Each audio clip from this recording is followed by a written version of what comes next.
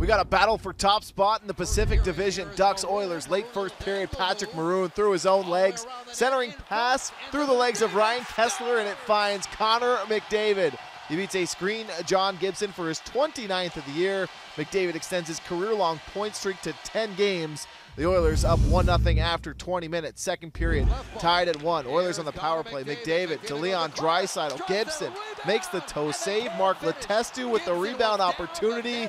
Gibson gets it with the glove. Two big stops keeping this thing tied after 40 minutes. In the third, Ducks on the power play. The Oilers caught way out of position. Jakob Silfverberg in front to a wide open Antoine Vermette, who then defers to Patrick Eaves. Eaves got 29 goals.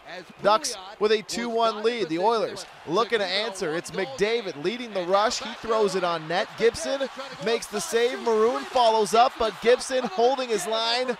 Then we get a big scrum. This game was lively all night long. Maroon getting the worst of it, but everybody able to laugh it off. Let's go to the final 2 minutes. Oilers with the man advantage. McDavid cross ice to Draisaitl. He's stopped by Gibson, but there's the big man, Milan Lucic, potting the rebound, tying this game at 2. We need overtime in Edmonton. Early on, Ryan Getzlaf blows a tire. McDavid picks up the puck and heads the other way. It's a 2-on-1. McDavid in there across Draisaitl. Scores! He's done it again. Draisaitl scores the game winner versus the Ducks for the third time this season.